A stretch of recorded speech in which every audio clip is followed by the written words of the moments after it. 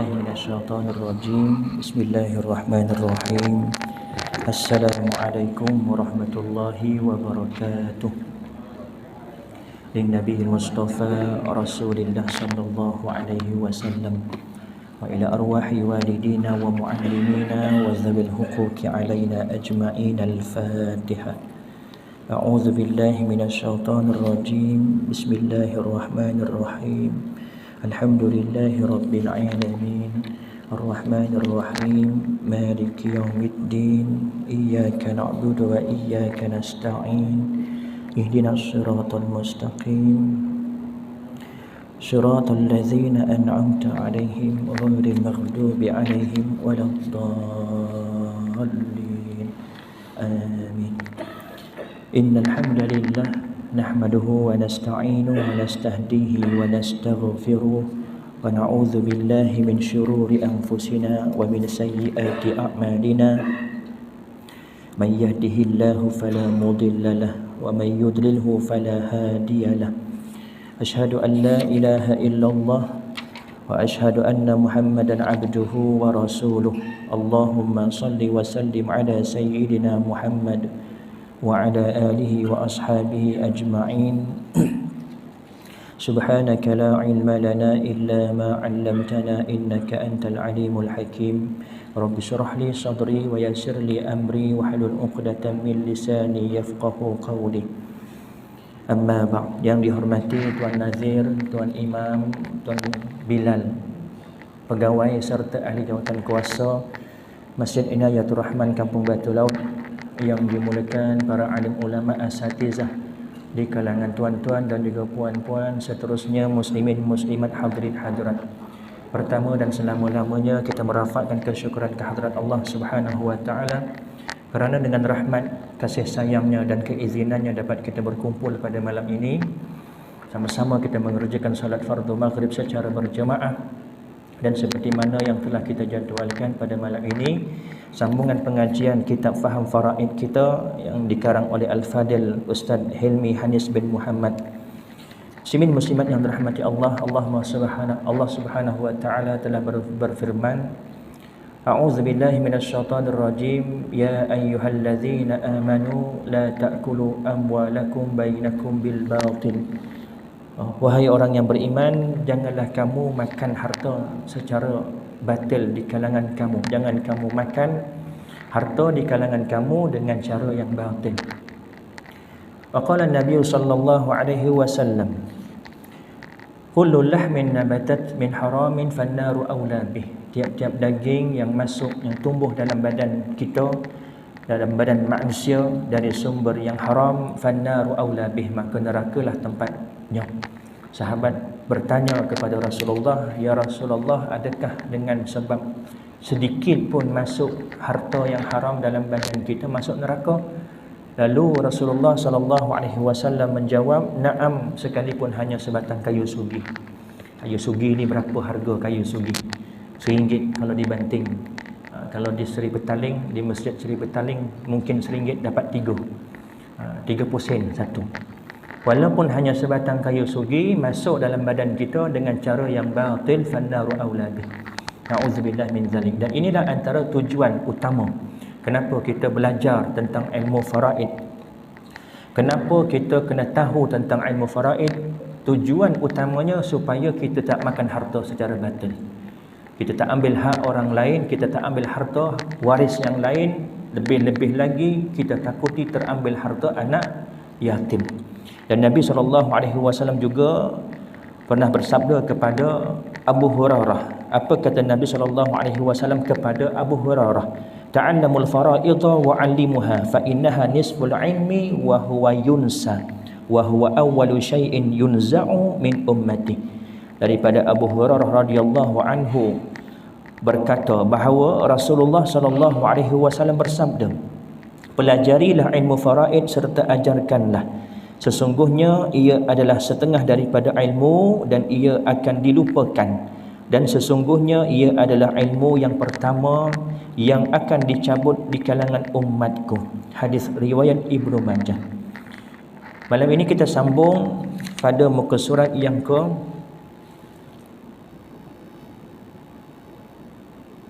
56. Yang ada kitab boleh rujuk pada kitab, yang tak ada kita boleh lihat di skrin di hadapan. Muka surat 56 dalam tajuk kecil, iaitu dalam bab menunaikan wasiat.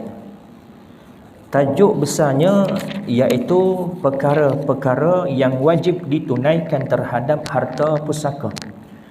Kita sebagai waris, bila ibu atau bapa atau keluarga terdekat kita meninggal dunia, apakah perkara yang wajib ditunaikan terlebih dahulu kepada harta si mati? Kita waris, kita kena tahu apa yang perlu aku buat dengan harta si mati ini. Perkara yang terutama, perkara-perkara yang wajib, mesti kena buat. Kita sebagai waris kena tahu bila mak kita mati, ayah kita mati, harta ayah kita, harta ibu kita, apa yang wajib kita lakukan kepada harta mereka. Yang pertama, tuntutan harta pusaka secara langsung, seperti contoh gadaian, seperti contoh zakat, seperti contoh pinjaman. Pinjaman ni jika si mati meminjam wang dan meninggal dunia sebelum menggunakan wang tersebut, dia belum guna, maka wajib dikembalikan kepada orang yang meminjam. Kemudian menguruskan jenazah. Dalam kitab ini diletakkan perkara yang kedua, menguruskan jenazah. Dalam kitab-kitab lain ada yang meletakkan pengurusan jenazah tempat yang pertama. Habis saja meninggal dunia, hartanya digunakan untuk urusan jenazah dulu. Mandinya, kafannya, kebuminya, solatnya. Jika berkait tentang kos, ambil daripada harta si mati dan gunakan. Ini antara perkara yang awal yang wajib waris kena lakukan. Kemudian yang ketiga, melangsaikan segala hutang dalam tanggungan si mati. Cuma hutang yang lepas kita dah bincangkan, ada hutang kepada Allah dan ada hutang kepada manusia. Hutang terbahagi kepada dua, hutang kepada Allah dan hutang kepada manusia. Hutang kepada Allah, contohnya puasanya tertinggal bertahun-tahun kerana uzur, maka wajib untuk bayar fidyah. Begitu juga urusan hajinya. Ada kemampuan dari segi harta tetapi belum dipanggil, belum ada rezeki untuk dapat giliran untuk naik haji. Meninggal dunia, wajib waris ambil harta si mati buat badal haji atas nama si mati. Ini hutang si mati dengan Allah Subhanahu wa taala. Apalagi contoh nazar yang belum tertunai. Dia bernazar tahun ni, kalau anak aku lulus peperiksaan masuk ke universiti, aku bernazar nak tumbang lembu seekor, contoh, nak buat kenduri, nak bagi orang masjid makan. Masuklah anak ni ke universiti, belum ada kemampuan lagi. Ada kemampuan, pop meninggal dunia. Maka wajib kepada si waris untuk langsaikan nazar, kerana ia termasuk dalam hutang si mati kepada Allah Subhanahu wa taala. Dan hutang yang kedua, hutang sesama manusia. Yang ni biasa kita dengar dan lihat, selesai solat jenazah biasanya atau selesai kebumikan jenazah, ada waris yang akan berucap, terima kasih tuan-tuan kerana hadir memberikan penghormatan terakhir kepada arwah ayah saya selaku anak waris kepada arwah, sekiranya arwah ada berhutang boleh terus berhubung dengan saya. Ini biasa kita lihat, ini hutang sesama manusia sebelum daripada faraid. Kemudian yang keempat malam ini kita masuk, iaitu dalam bab menunaikan wasiat. Maka surat 56. Wasiat dari sudut syarak ialah sedekah, hak milik harta yang hanya dilaksanakan selepas kematian pewasiat.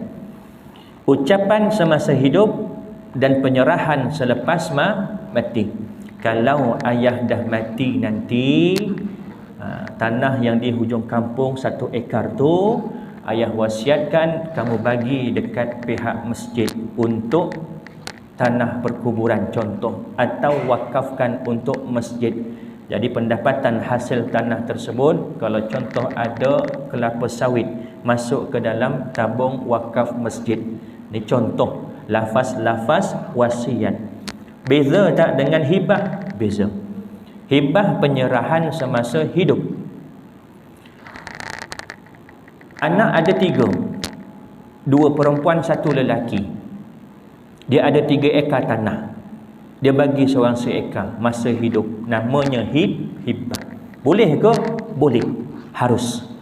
Dan selepas daripada hibah tersebut, sekalipun belum lagi pindah milik dalam geran, cukup syarat, cukup rukun hibah. Dalam fatwa negeri Selangor, sah hibah, terutama hibah yang bersyarat. Sekarang ni kita ada satu benda baru. Nak kata baru tak ada, tapi dah viral, orang dah kenal tentang hibah bersyarat. Buat dengan mana? Buat dengan pihak MAIS ada buat, dengan mana-mana perunding ada buat. Hibah bersyarat ni iaitu kita buat hitam putih, ada dokumentasi mengatakan semasa kita hidup ini kita berikan tanah ataupun harta kita kepada seseorang. Tetapi belum bagi lagi. Syaratnya nanti bila dah mati nanti baru serah. Tetapi penyerahan itu ada pembuktiannya, ada rakamannya. Ada rakaman video untuk disimpan oleh pihak MAIS supaya bila kematian berlaku, waris-waris dah tak boleh tuntut lagi harta yang dah dihibahkan. Dalam fatwa negeri Selangor, harus hukumnya sah sekiranya penerima hibah itu bersetuju. Kalau penerima itu tak bersetuju, maka tak sah hibah tersebut. Harta tadi masuk ke dalam harta pusaka. Kalau misal kata yang penerima tahu dan menerima, tak tolak, bermakna harta tadi tak termasuk dalam harta pusaka yang difaraidkan. Ini hibah bersyarat ataupun wasiat. Wasiat nanti kita akan masuk antara syarat-syarat wasiat.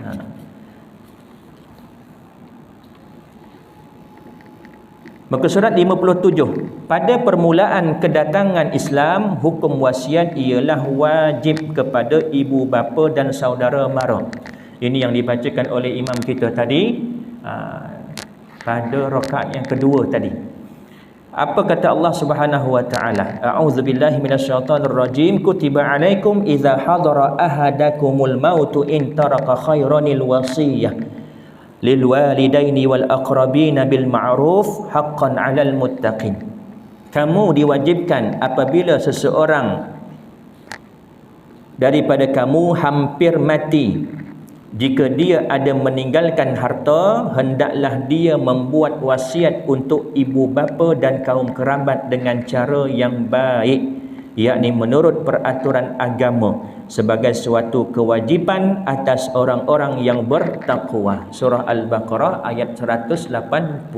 Ini pada awal-awal perintah wasiat, hukumnya wajib. Sebelum turunnya ayat-ayat berkait tentang faraid.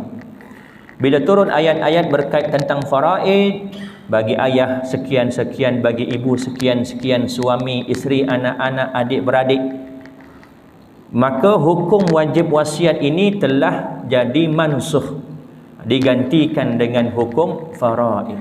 Pada asalnya wasiat ini wajib kepada siapa? Ibu bapa dan kerabat. Dan sehingga sekarang hukum wasiat dah tak jadi wajib. Jadi apa? Sunat kita berwasiat. Pelaksanaan wasiat jadi wajib. Hukum berwasiat sunat, tetapi waris melaksanakan wasiat si mati bila cukup syarat-syaratnya, jatuh hukum wajib kepada waris untuk melaksanakan wasiat si mati. Kemudian hukum wasiat bertukar daripada wajib menjadi sunat apabila turunnya ayat-ayat berkenaan hukum faraid. Baki harta pusaka setelah selesai perbelanjaan menguruskan jenazah dan membayar hutang si mati, seterusnya digunakan untuk melaksanakan wasiat si mati jika dia meninggalkan wasiat. Firman Allah Subhanahu wa taala, mim ba'di wasiyatin yusi biha aw dain. Yang bermaksud pembahagian itu ialah sesudah diselesaikan wasiat yang telah diwasiatkan oleh si mati dan sesudah dibayar hutangnya. Surah An-Nisa ayat yang ke-11. Maka surat 58. Hikmah. Kita tak boleh kata sebab, tujuan, tetapi dalam bahasa adabnya setiap perintah-perintah Allah itu hikmah akan terbit. Hikmah di sebalik perintah Allah wajibnya untuk melaksanakan faraid ini ada hikmah-hikmah tertentu. Hikmah di sebalik sunatnya melaksanakan wasiat ada hikmah-hikmah yang tertentu. Hikmah Allah Subhanahu wa taala mendahului wasiat daripada hutang dalam ayat ini ialah supaya umat Islam memberi perhatian dan menitik berat terhadap hukum wasiat. Ia juga sebagai dorongan kepada ahli waris untuk melaksanakan wasiat tanpa meremehkannya. Kerana hukum melaksanakan wasiat adalah wajib. Hukum berwasiat, kita masa hidup kita berwasiat, hukumnya sunat. Hukum melaksanakan wasiat, hukumnya wajib. Kenapa dalam ayat ini Allah menyatakan min ba'di wasiyatin yusi biha audain, disebutkan wasiat terlebih dahulu, barulah hutang. Tetapi dari sudut turutan antara perkara-perkara yang wajib dilakukan oleh waris, hutang lebih utama daripada wasiat. Kerana hikmah mendahului wasiat ini dalam ayat ini adalah supaya umat Islam memberi perhatian dan menitik berat terhadap hukum wasiat. Ia juga sebagai dorongan kepada ahli waris untuk melaksanakan wasiat tanpa meremehkannya. Terkadang ahli waris memandang ringan berkenaan wasiat, kerana wasiat itu ialah amal kebajikan si mati yang tidak boleh digantikan dengan sesuatu pun, maka agak sukar bagi mereka untuk menunaikannya. Ini isu yang banyak berlaku zaman sekarang. Sama ada hibah, sama ada wasiat, sama ada wakaf, selagi mana tidak ada hitam putih. Hitam putih ni maknanya tak ada agreement. Waris boleh cabar di unit pusaka, di mahkamah. Apa bukti ayah saya wasiatkan tanah ni? Nama ayah saya lagi ni. Kita nak kata apa? Apa bukti ayah saya wakafkan tanah ni untuk pembinaan surau? Padahal dia tahu dah, sepanjang dia hidup dari kecil sampai dia besar, tanah tu dah dibina surau dah. Ini berlaku depan mata saya. Ada satu tempat, anak ini nak kata tamaknya dia, buta mata, kelabu mata dengan sebab harta, tahu dah tanah tu ayahnya dah wakaf dulu. Daripada dia kecil dah dibina surau tu di atas tanah ayahnya, cuma tak diwartakan, tak digazetkan, tak dibuat hitam putih, tak didaftarkan tanah tadi untuk wakaf. Sepatutnya pergi terus ke pihak Perbadanan Wakaf Selangor, daftarkan. Jadi tanah tersebut dah ada hitam putih dah. Bila berlaku kematian si mati, pemilik harta, waris-waris dah tak boleh tuntut lagi dah. Kerana tanah yang dah diwakafkan, yang dah diwasiatkan, yang dah dihibahkan, dah tak boleh tuntut lagi dah, haram. Itu dah milik kepada yang menerima. Sama ada pihak surau kalau wakaf, sama ada kepada individu kalau hibah, begitu juga dengan wasiat, dah tak boleh terima. Sekalipun tak ada hitam putih lagi, sekalipun belum tukar milik lagi dekat dalam geran dan sebagainya, tak boleh ambil. Tapi dia nampak ini peluang. Ini peluang, nama ayah lagi, arwah ayah. Dia sebagai anak, dia tuntut di pusaka. Dia kata ini tanah ayah saya waris yang berhak. Macam mana nak buat? Last pihak surau collect duit, buat tabung untuk tebus tanah yang dibina surau tadi. Nak roboh tak boleh. Nak roboh surau yang dulu mungkin orang dulu wakafkan macam-macam, kayunya, simennya. Jadi bayar balik kepada anak tadi, tebus balik, barulah dia okey. Ni nak kata kelabu mata. Yang faham alhamdulillah. Yang tak faham ni masalah. Jadi kena ada hitam putih. Sama ada wasiat, hibah. Tuan-tuan kenal anak-anak tuan-tuan. Kalau tuan-tuan rasa anak-anak kita ni, anak-anak saya ni, kalau saya buat hibah wasiat tanpa hitam putih, mereka faham dan ikut, alhamdulillah. Tuan-tuan lebih kenal waris tuan-tuan. Kalau misal kata, kalau aku tak buat pindah milik, tak buat hitam putih, akan datang, akan berlaku pertikaian, saya sarankan buat. Takut-takut jadi perkara-perkara yang sebegini tadi. Tanah sekarang dah mahal. 1 ekar dah berpuluh ribu, beratus ribu. Kalau di Kelang, daerah Kelang dah beratus ribu, silap-silap boleh sampai juta. 1 ekar tanah. Mau tak gelap mata? Peluang ada ni, boleh tuntut ni, hak aku ni. Padahal tahu dah tanah tersebut dah diwakafkan.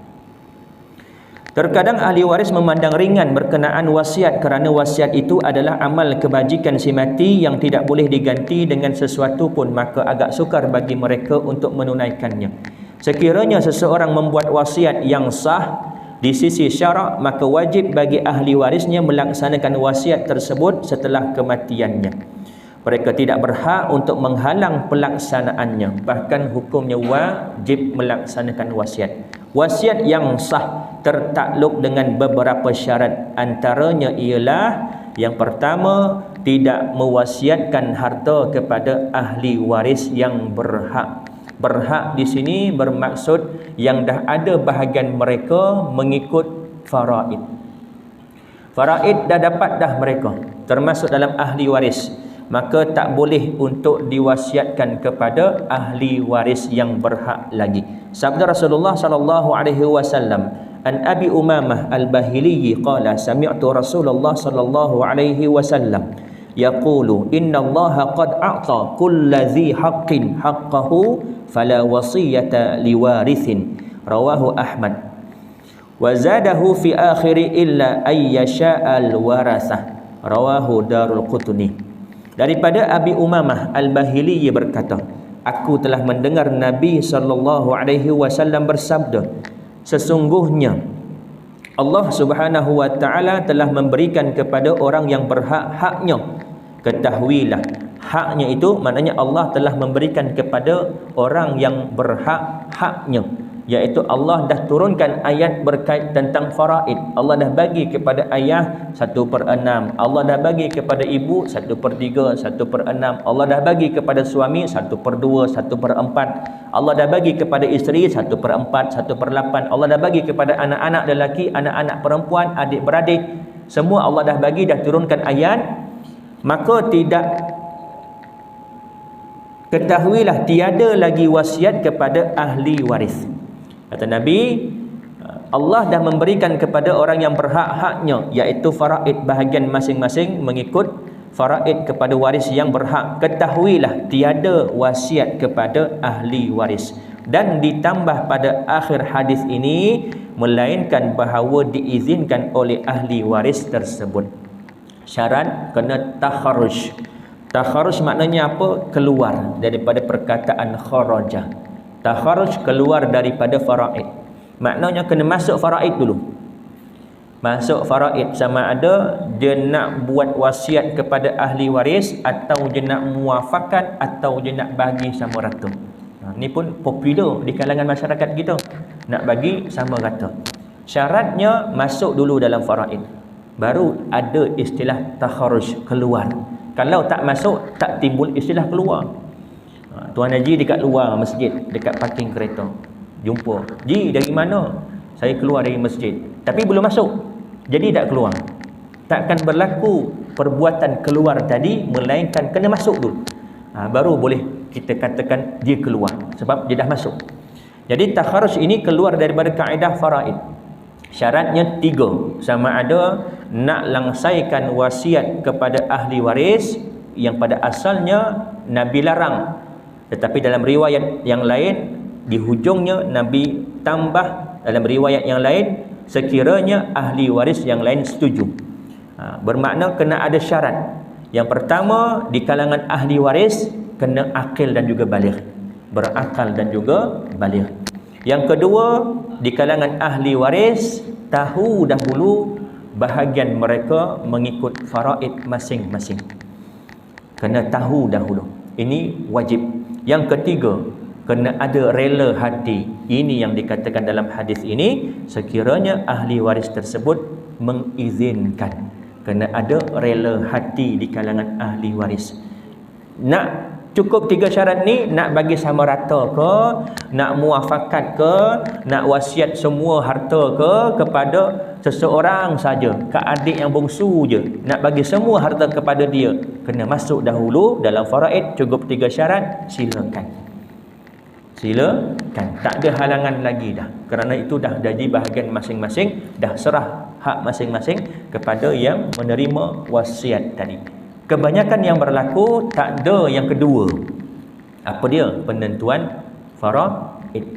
Terus bahagi sama rata. Terus semua fakat. Lebih malang lagi ada yang kata tak payahlah faraid, susah-susah kira, kita bagi sama rata je lah. Jahil dalam agama. Sedangkan hukum faraid adalah wajib. Bukan pilihan kedua, bukan pilihan ketiga, fariidatan minallah. Tilka hududullah. Bahkan Allah memberi ancaman kepada orang yang ingkar, wa may ya'sillaha wa rasulahu wa yata'adda hududahu. Barang siapa yang mengingkari dan melampaui batas akan dimasukkan ke dalam neraka. Khalidina fiha wa lahu azabun muhin. Kekal dia di dalamnya dan baginya azab yang menghinakan. Ittifaq, ijma' ulama, hukum bahagi faraid adalah wajib. Ijma', ittifaq ulama tentang setiap pembahagian kepada ahli waris tak ada khilaf. Ayah 1/6 ketika sekian-sekian, ibu 1/3 ketika sekian-sekian, 1/6 ketika sekian-sekian. Ijma' ulama, ittifaq ulama, tak ada yang khilaf di kalangan para imam. Ijma' dan ittifaq, maknanya tak ada perselisihan di kalangan para ulama, kerana dalil berkenaan dengan faraid cukup jelas dan terang. Allah perincikan satu persatu, bahagian bapa, bahagian ibu, bahagian suami, isteri, anak-anak dengan jelas dan nyata. Kalau kita baca dari segi makna je dah faham dah. Sebab tu tak ada khilaf ataupun perselisihan di kalangan para imam, para ulama berkenaan tentang hukum faraid dan berkenaan dengan pembahagian faraid kepada setiap ahli waris, kerana jelas. Wasiat kepada ahli waris tidak dibenarkan kerana mereka telah mendapat bahagian mereka melalui faraid. Jadi kalau nak buat wasiat juga kena tahu dahulu. Saya syorkan setiap kita ada fail faraid masing-masing. Maksud fail ini apa? Kalau aku mati, siapa waris aku yang ada? Harta aku contohlah ada 2 juta. Aku ada isteri seorang, aku ada anak lelaki 2 orang, aku ada anak perempuan 3 orang. Setiap seorang ni dapat berapa? Kena kenal pasti di kalangan ahli keluarga kita siapa yang mewarisi, siapa yang tidak mewarisi. Sebab kita tak tahu. Bila tak tahu, kita menganggap oh ni waris aku, semua dapat. Tak semua ahli waris mewarisi harta pusaka. Ni carta di kalangan ahli waris. Terdapat 25 orang. 15 di kalangan lelaki dan 10 di kalangan perempuan. Dan tak semua, jika berkumpul ke 25 orang ini, tak semua dapat. Cuma 5 orang saja. Siapa? Bapa akan dapat, ibu akan dapat, anak lelaki, anak perempuan dan pasangan. 3 orang ini sahaja yang akan mewarisi harta. 5 orang ini sahaja yang akan mewarisi harta pusaka. Yang lain-lain ni ada tak? Kalau datuk ada, datuk pun tak dapat. Nenek ada, nenek pun tak dapat. Kalau ada adik-beradik si mati, lelaki perempuan juga tak dapat. Ini yang seibu sebapa. Kalau ada adik-beradik yang sebapa, lelaki perempuan juga tak dapat. Semua ni terhalang dengan sebab ada 5 ini tadi. Bapa, ibu, pasangan, anak perempuan, anak lelaki. Cucu pun tak dapat. Kerana apa? Ada anak si mati. Cuma kena lihat pada anak, sama ada anak itu anak lelaki atau anak perempuan. Kalau anak perempuan sahaja yang ada, kemudian dia ada anak lelaki juga tapi mati dulu, daripada anak lelaki tadi ada anak lelaki. Saya buat rajah nak bagi nampak. Ini si mati.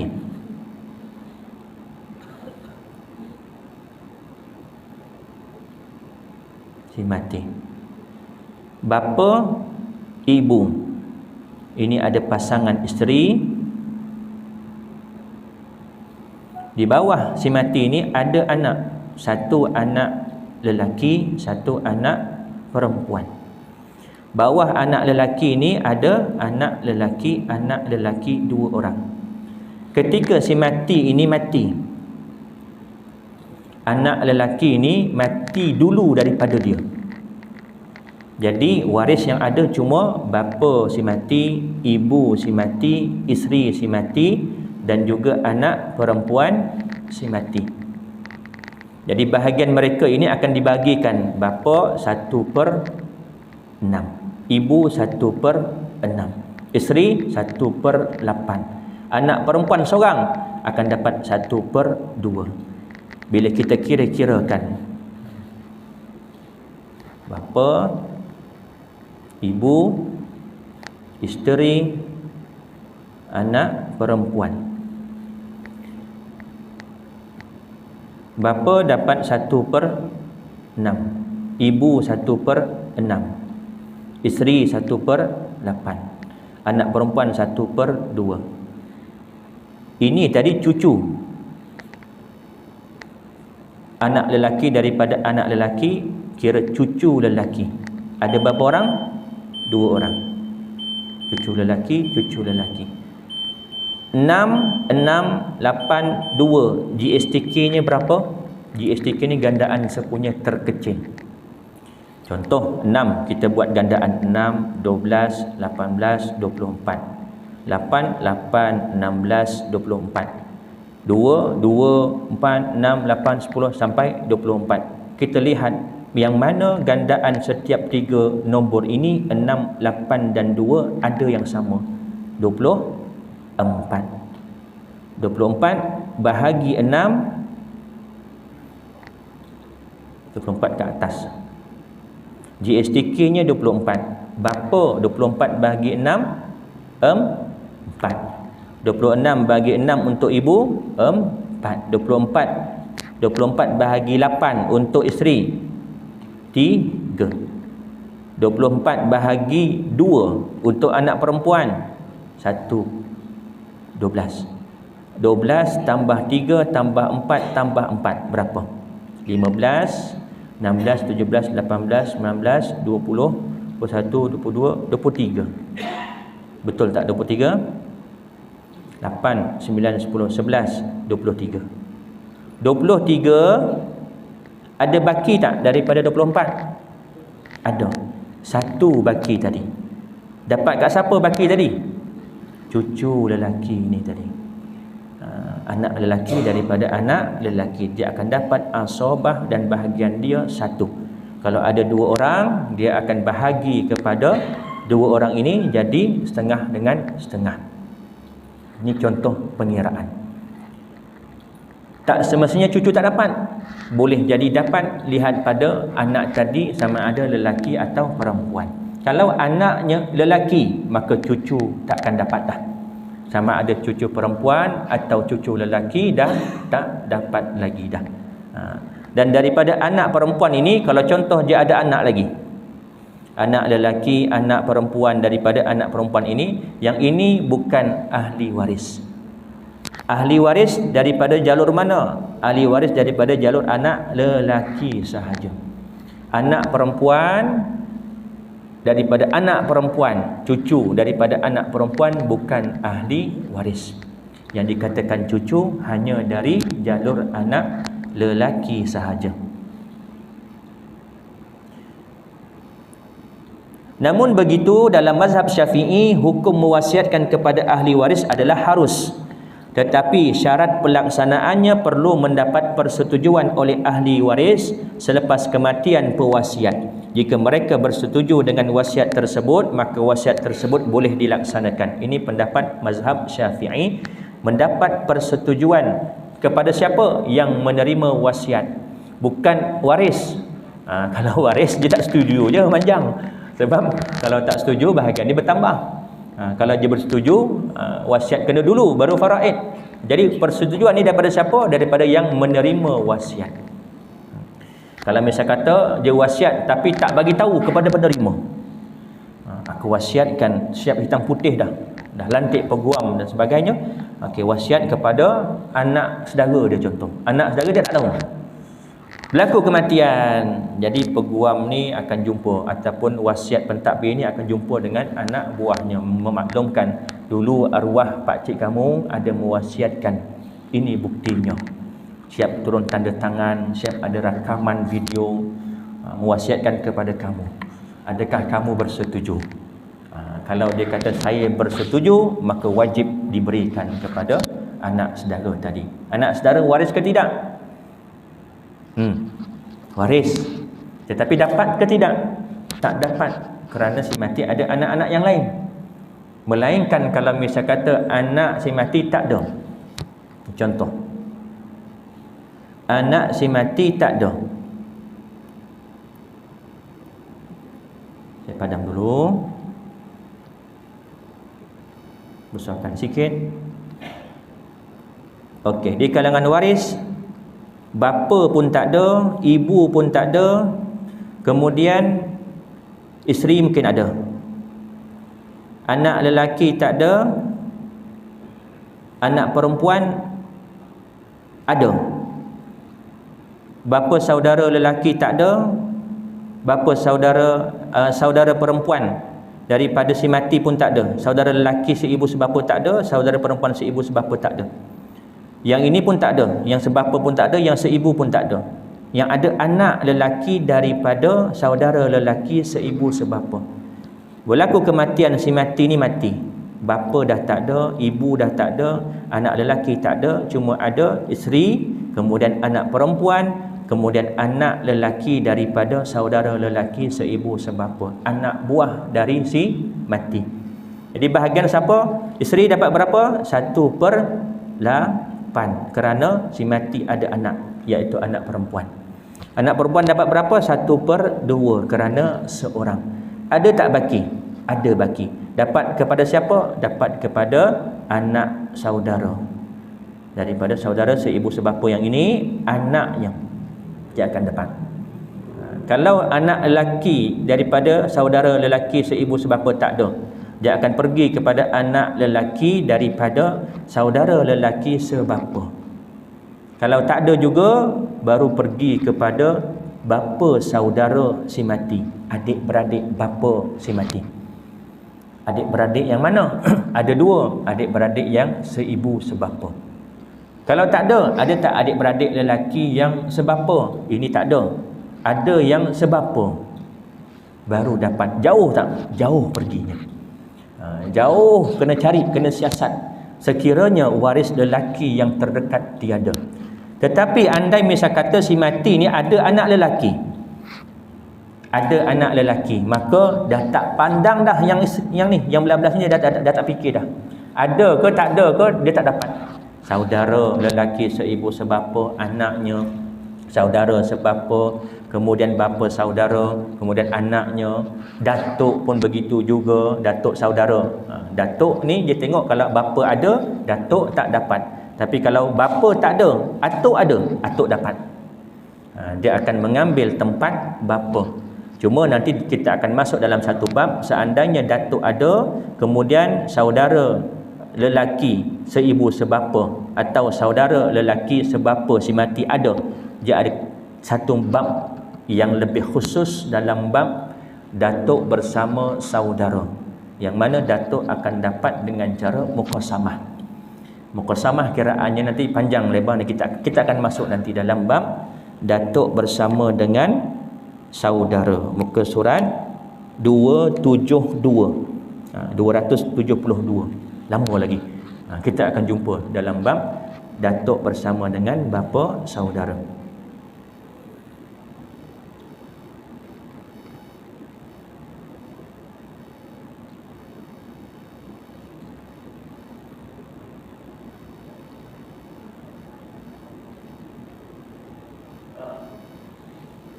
Ya, macam ada nak tanya. Ya, okey. Kalau orang lain tak tahu nazar ni, kita berlepas. Mudah-mudahan dia diampunkan oleh Allah Subhanahu Wa Taala.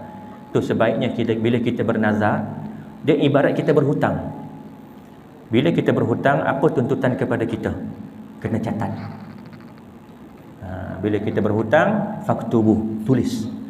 Bila kita tulis, waris kita tahu, dan sebaiknya kita maklumkan kepada pasangan kita ke, waris kita ke, ataupun kita ada satu buku khas, buku hutang. Belah kiri hutang dengan manusia, belah kanan hutang dengan Allah. Kita buat begitu, lagi mudah. Jadi waris tahu, oh ni hutang ayah. Tengok siapa yang ayah pernah berhutang. Siapa yang berhutang dengan ayah pun kena tahu juga. Kita boleh tuntut sebagai waris. Pakcik, dulu pakcik pernah berhutang dengan ayah saya kan? Tak ada, ini ada buktinya. Masalah juga. Dia buat lupa.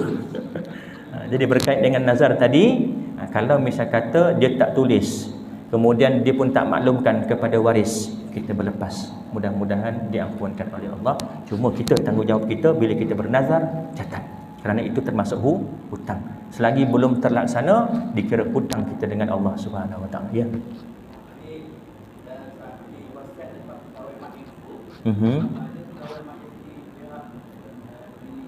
Syah Alam Faid. Di Faid pun ada di tingkat 3. Cuma saya tak pasti sama ada di situ ada tak pegawai yang menguruskan bahagian wasiat. Tapi boleh juga berhubung dengan perancang pewarisan Islam yang dilantik oleh MAIS, macam perunding lah. Perunding, ejen, kalau syarikat-syarikat lain panggil ejen perunding, tapi di MAIS dipanggil PPI, perancang ya peguam syar'i. Boleh juga, tetapi nak berjumpanya payah. Tapi kalau misal kata PPI ni dah banyak dia punya perunding, wakil-wakil daripada pihak MAIS yang sekarang menyampaikan dakwah dalam masa yang sama, menggalakkan orang supaya membuat hibah dan juga wasiat sekiranya perlu. Hibah wasiat ini jika perlu kita galak. Ada orang buat hibah untuk mengelakkan, melarikan harta yang sepatutnya dapat kepada waris.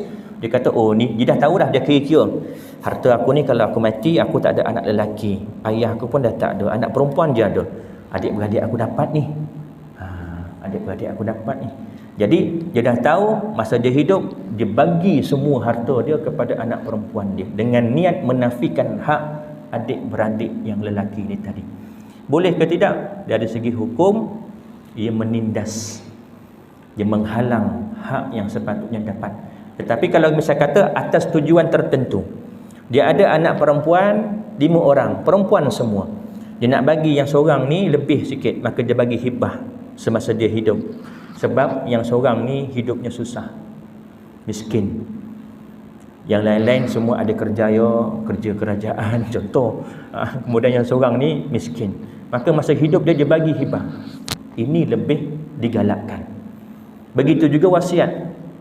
Wasiat kita tahu tak boleh kepada ahli waris, tapi waktu orang ni hidup, hujung usianya sakit, lumpuh contoh, bertahun-tahun, 5 tahun lumpuh, siapa yang jaga biasanya?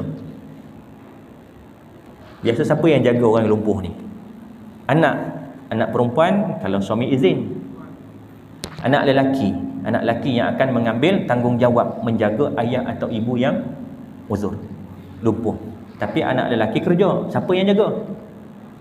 Menantunya, isteri kepada anak lelaki. Dia tahu menantu ni bukan waris, aku boleh bagi wasiat. Dia dah jaga aku 5 tahun, aku lumpuh, jaga makan, jaga pakai, cebokkan dan sebagainya. Aku nak buat wasiat, harta aku yang sekian-sekian nak wasiatkan kepada dia. Itu lebih digalakkan. Tujuan bila kita melakukan sesuatu itu untuk mengeratkan hubungan, untuk persaudaraan, silaturahim.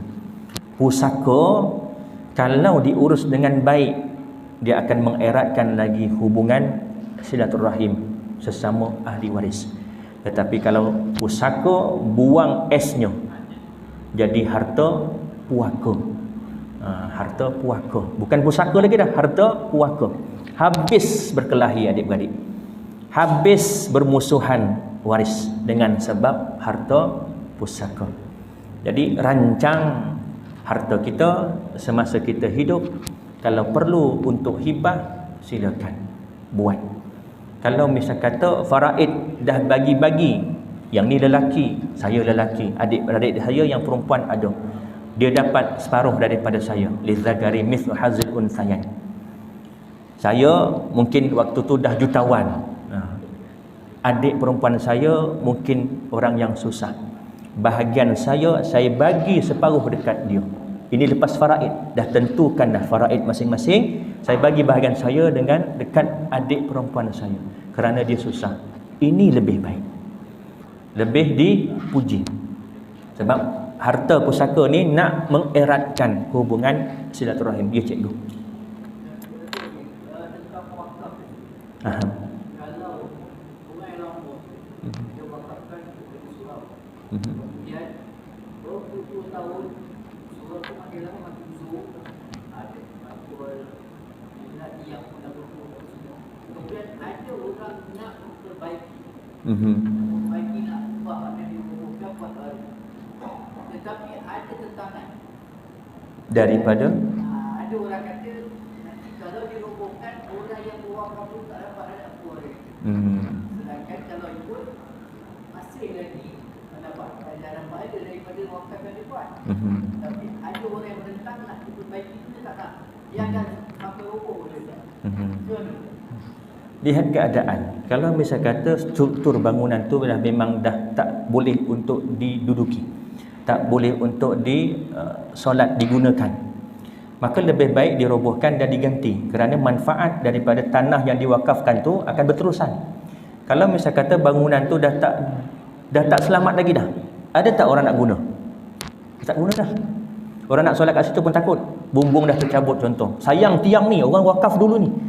Tapi tak digunakan, adakah dapat pahala? Tak dapat pahala. Tanah tu pun tak dapat pahala sebab tak digunakan. Jadi terbaik caranya adalah bina baru, lihat kayu-kayu ataupun bahan-bahan lama yang masih boleh digunakan lagi bersama dengan bahan-bahan yang baru. Selagi boleh guna, kita gunakan. Kalau misal kata kayu-kayunya dah lama dah ustaz, boleh buat pondok wakaf ke, pondok dekat tepi surau tu ke, masih lagi digunakan, tu sebaiknya. Tapi kalau misal kata dah tak boleh guna lagi dah, zincnya dah berlubang-lubang dah, itu buanglah. Kalau waris kepada orang yang mewasiatkan tu menghalang, ambil bagi kat dia, simpan kau. Harta kau kan, harta ayah kau kan, yang wasiatkan, ambil. Dah tak pakai dah tak boleh pakai. Tapi kalau misal kata boleh digunakan lagi, kalau misal kata nak penambahbaikan, boleh. Kalau boleh jangan dibuang mana bahan-bahan yang boleh digunakan. Sebab dekat situ betul pahala orang yang menginfakkan dulu masih akan dapat mengalir selagi mana yang diinfakkan tu digunakan. Kalau misal kata dah dibuang, tak dapat lagi dah pahala. Itu maksudnya. Kalau nak guna juga, pastikan yang dah elok, masih elok lagi, gunakanlah selagi boleh guna. Jelas ya cikgu? Okeylah, pukul berapa dah jam? 8.52.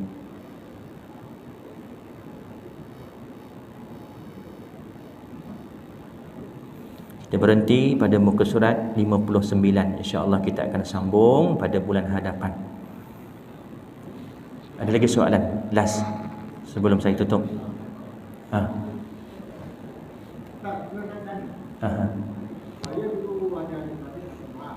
Adik-beradik 8 orang. Abang saya ada adik keseluruhan. Lepas tu dia tak boleh menguruskan sebaik jalan. Dia suruh saya jual satu motor. Jadi dia kata cuma pembagian kamera. Jadi saya uruskan, saya kena selesai lah dari motor. Bukan yang betul ke saya menyebabkan itu. Okey. Saya pernah tanya dengan guru saya, Ustaz Harun Nizam. Dalam banyak-banyak kuliah pun saya sering ulang benda yang sama. Tanya dengan guru saya, Ustaz Harun Nizam bin Mat Husin. Ustaz, saya telefon dia. Kalau misal kata orang tua kita, dia sama gambaran begitu. Orang tua kita dapat harta pusaka daripada pembahagian sama rata, tanpa ada pembahagian faraid sebelumnya. Maknanya tak masuk dalam faraid, tak taharuj, terus bahagi sama rata. Orang dulu-dulu kan macam tu biasanya. Kita yang dapat harta daripada mak ayah kita ni, apa yang perlu kita buat? Saya tanya dengan Ustaz Harun Nizam. Dia diam lama, Dia kata, Syekh berat ni, dia kata. Sebab dia pernah bertanya dengan gurunya, Syekh Said Saltut, seorang ahli jawatan kuasa Darul Ifta Mesir. Darul Ifta ni satu jabatan mufti satu Mesir. Dan Syekh Said ni merupakan ahli jawatan kuasa. Kalau kita di Selangor, jabatan mufti negeri Selangor, jabatan mufti negeri Perak, negeri-negeri. Tetapi Darul Ifta ni satu Mesir. Maknanya dari segi keilmuannya kita thiqahlah, kita percayai seorang ulama Azhar. Syekh Azhar, Syekh Said Saltut kata dia, kalau kita tahu harta yang kita dapat daripada mak ayah kita, daripada harta pusaka yang mereka dapat tidak mengikut faraid, wajib kita pulangkan kepada waris yang berhak. Wajib pulangkan kerana bukan hak kita. Bila kata wajib pulangkan, bukan bermakna oh ni geran dah nama aku ni, kena pergi pejabat daerah, pejabat tanah tukar nama kepada waris lain. Tak. Bukan tu maksudnya. Jumpa mereka balik, ceritakan dulu arwah mak ayah kita dapat pusaka mengikut sama rata tanpa bahagi mengikut faraid. Bahagian ayah saya dulu, bahagian mak saya dulu sepatutnya sikit. Bahagian ayah kamu dia jumpa dengan sepupu dia. Kerana masing-masing dapat harta pusaka daripada atuknya. Seorang lelaki, seorang perempuan. Yang perempuan ni, anaknya ni bertemu dengan anak daripada anak yang lelaki. Dia kata, mak aku dulu dapat sama rata. Sepatutnya mak aku dapat sedikit, ayah kau dapat lebih. Tapi diorang dulu bagi sama rata tanpa mengikut faraid terlebih dahulu. Dan memang pasti diorang tahu dah. Kalau tak tahu lain cerita. Kalau tak tahu sama ada bagi faraid ataupun tidak, sama rata sebelum faraid ataupun tidak, itu lain cerita. Ini tahu, memang pasti dulu dapat memang ikut sama rata, tak ikut faraid. Tak tahu pun tentang faraid. Tak tahu tentang hak berapa bahagian. Kalau aku ke faraid berapa tak tahu, bagi sama rata je lah. Macam tu. Jadi wajib bagi yang sepatutnya dapat sikit, dia dapat banyak, dia kena pulangkan hak. Maknanya pulangkan tu jumpa, bagi tahu sepatutnya arwah mak aku dulu dapat 10,000 je, tapi bila bagi sama rata dapat 15,000. Sepatutnya arwah ayah kau dapat 20,000, mak aku 10,000, tetapi arwah ayah kau dapat 15,000 sahaja. Sebab nak bagi sama rata 15-15, patutnya 20-10. Jadi 5,000 ni macam mana ni? Aku kena pulangkan ni. Jadi kata sepupu dia, anak daripada ayah dia yang mati, yang dapat harta pusaka, tak apalah, kau bukan orang lain, kau sepupu aku juga, halal je lah. Selesai. Selesai. Yang penting kena maklum. Tujuannya kita tak nak ke akhirat nanti kita ditanya. Tu je.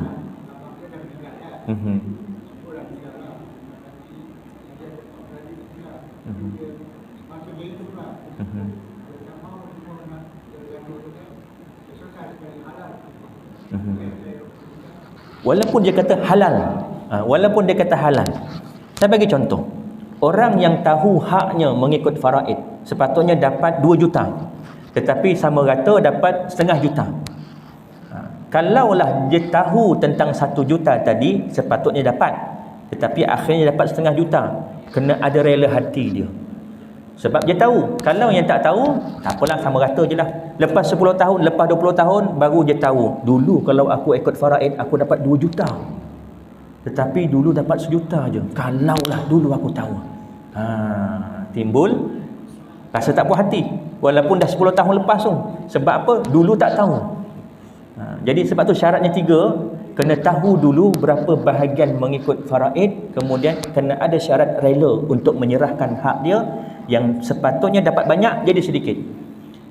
Tak perlu kerelaan atau kebenaran, keizinan daripada waris yang asalnya sedikit jadi banyak. Contoh perempuan, tak perlu minta izin dia, kita nak sama rata ni boleh ke? Dia lagi suka. Sebab asalnya perempuan sikit jadi banyak. Jadi kena tanya pada yang daripada banyak, bila sama rata jadi sikit bahagian dia. Yang ni kena dapat kebenaran dia selepas dia tahu bahagian faraid terlebih dahulu. Kalau tak tahu, kena bincang balik, muafakat balik macam mana ni. Dulu berapa lebihnya? 5,000, tak apalah kau bagi 1,000 je lah. Wajib kita bagi 1,000. Yang penting kita dengan dia dah selesai. Ini cerita tentang pusaka ni. Bulan lepas Doa Faraid Malaysia ada buat satu perhimpunan. Dalam tu di kalangan da'i-da'i faraid satu Malaysia, masing-masing ada yang menceritakan pengalaman masing-masing untuk menguruskan pusaka ni. Sekarang ini tuan-tuan, lebih 70 bilion harta umat Islam yang beku. Beku ni maknanya apa? Tak diusahakan, tak diuruskan. Dan jangan pelik, lebih 1 juta geran, sama ada geran tanah atau geran rumah atas nama orang yang dah mati. Contoh, ada geran tanah dah diusahakan dah ni, tanah tu banyak sawitnya, tiap bulan dapat hasil. Tengok-tengok geran, nama atuk dah mati. Berapa lapis tu mati? Atuk, ayah, kena kira balik satu persatu tu. Kena kira balik daripada satu persatu. Ini contoh saya nak tunjuk dekat tuan-tuan. Ini kiraan bagi sekiranya si mati yang pertama ni si mati yang pertama. Kemudian ini ada mati. Si mati dekat ni, harta si mati suami yang warna kuning ni, kiraan pertama daripada harta seorang wanita, maka suami dapat 1/2, ibu dapat 1/3, bapa saudara dapat asabah. Kemudian suami ni tadi dah mati, sepatutnya uruskan dulu, tapi dah 10 tahun baru diuruskan. Maka bahagian suami ni tadi dah mati akan dapat kepada siapa? Ada warisnya lagi, anak perempuan yang warna biru ni, anak perempuan seorang. Kemudian anak AB, anak buah lelaki, saudara seibu sebapa.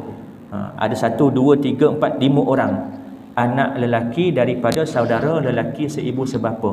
Diorang akan dapat asabah. Ini kematian yang kedua.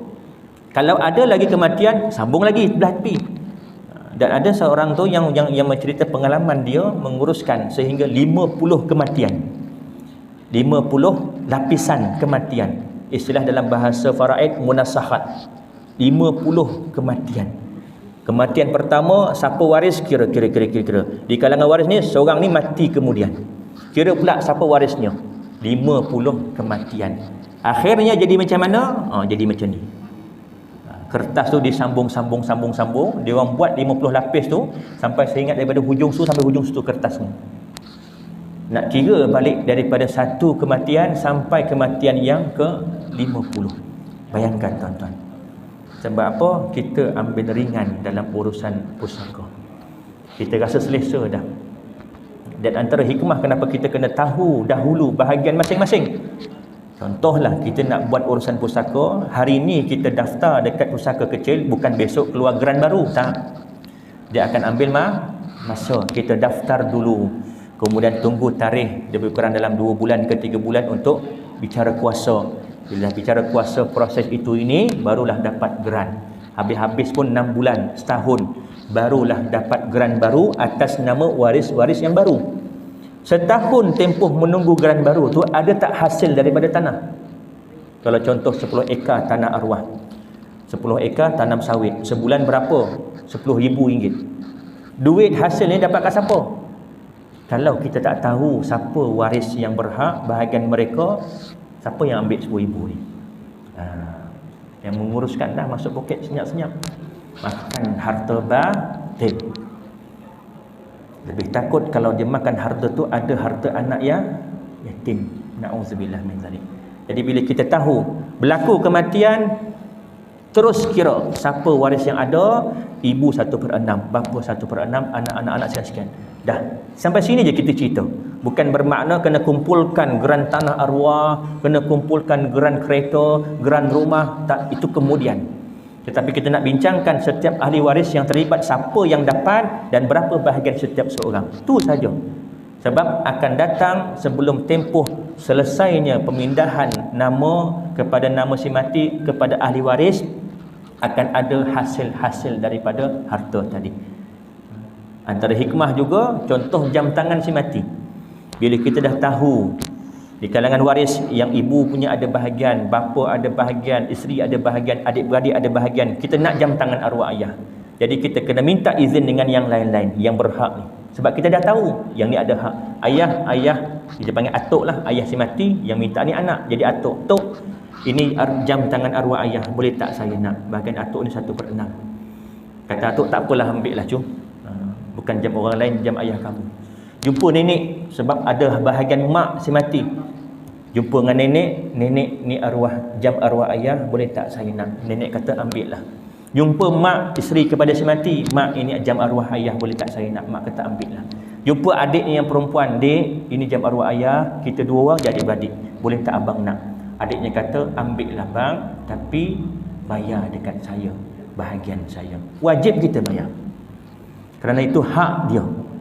Sebab kita dah tahu bahagian masing-masing. Kalau tak tahu, ambil senyap-senyap. Dengan mangkuk habis. Gelang tangan arwah mak habis, tak nampak. Gaib. Emas tak nampak dah. Sikit hilang. Susut, tak tahu ke mana. Ada yang mengambil senyap, makan harta batil. Na'udzubillah min zalik. Cukup sekadar itu. Yang baik itu datang daripada Allah dan kurang lemah itu datang daripada kelemahan diri saya. Saya mohon maaf, mohon ampun. Andai kita kasar bahasa, tegur hati tuan-tuan dan juga puan-puan, kita tangguh dengan tasbih kafarah dan suratul Asr. Subhanakallahumma bihamdika asyhadu an la ilaha illa anta astaghfiruka wa atubu ilaik. Bismillahirrahmanirrahim. Wal 'asri innal insana lafi khusr illa allazina amanu wa 'amilus solihati wa tawassaw bil haqqi wa tawassaw bis sabr. Bismillahirrahmanirrahim. Alhamdulillahirabbil alamin wassalatu wassalamu ala asyrafil anbiya'i wal mursalin wa ala alihi wa sahbihi ajma'in. Allahumma faqihna fid din wa 'allimna at-ta'wil wa hdina siratal mustaqim siratal ladzina an'amta 'alaihim minan nabiyyin was-siddiqin wasyuhada'i was-salihin. Allahumma arinal haqqa haqqan warzuqna ittiba'ah wa arinal batila batilan warzuqna ijtinabah.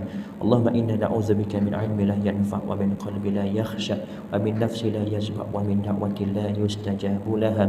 Rabbana atina fid dunya hasanah wa fil akhirati hasanatan wa qina 'adzaban nar. Wa sallallahu ala sayyidina Muhammad wa ala alihi wa sahbihi wa baraka wa sallam. Walhamdulillahirabbil alamin. Assalamualaikum warahmatullahi wabarakatuh.